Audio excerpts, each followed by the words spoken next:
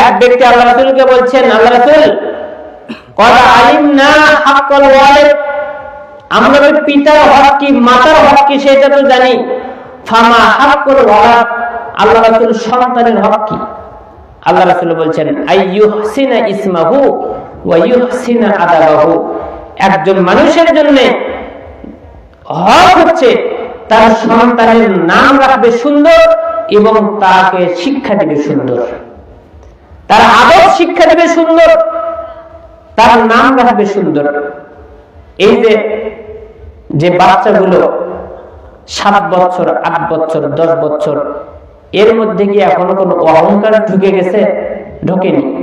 কোন মাত্রানি বোঝে না।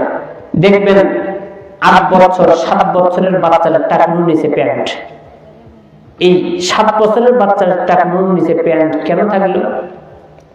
এই যে চুল কজা চুল বোঝেন, বর্তমান সময়ে তো এই কজা চুল কিসের বুড়া, কিসের যুবক, কিসের বাচ্চা, কিসের কি, সবাই এই কজা স্টাইল চুল মানে মাঝখানে রাখে আর সাইড দিয়ে কি কাটে। আল্লাহ রাসূল সাল্লাল্লাহু আলাইহি ওয়াসাল্লাম তার সাহাবী বলছেন, নাহা রাসূলুল্লাহ সাল্লাল্লাহু আলাইহি ওয়াসাল্লাম আনিল কজা, আল্লাহ রাসূল সাল্লাল্লাহু আলাইহি ওয়াসাল্লাম কজা করে চুল কাটতে নিষেধ করেছেন। এক সাহাবী বলছেন কজা কি? তো আরেক সাহাবী উত্তর দিচ্ছেন কজা হচ্ছে এক সাইডের চুল কাটা আরেক সাইডের রাখা, উঁচু নিচু করে চুল রাখা, এটা হচ্ছে কজা। বড় মানুষের মাথাতেও আছে, ছোট বাচ্চার মাথাতেও আছে, যুবকের মাথাতেও আছে। যুবক না হয় মেয়ের পিছনে ঘুরতেছে, ওর স্টাইলের দরকার আছে, ওইটা আমি বুঝলাম। যে বুড়া তারা কিসের ভাব ধরলো? যে এখন 5 বছর 4 বছরের বাচ্চা, ওর মাথায় কজা কেন উঠলো? ওকে কে শিক্ষা দিচ্ছে?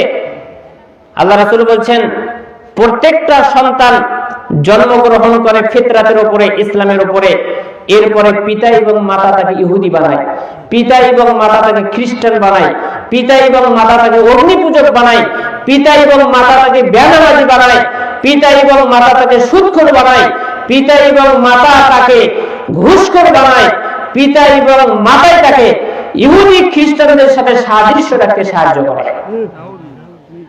3 বছরের বাচ্চার মাথায় কজা কেন উঠলো? ওকে বলতে পারে আমার এক সাইডে কাটো আর এক সাইডে রাখো। 3 বছরের বাচ্চাকে বলতে পারে আমার টাকনুর নিচে প্যান্ট রাখো। ওকে ওর পিতামাতা শিখাচ্ছে, ওই ভাব ওকে পিতামাতা শিখাচ্ছে, এই পিতামাতাই ওকে নষ্ট করছে।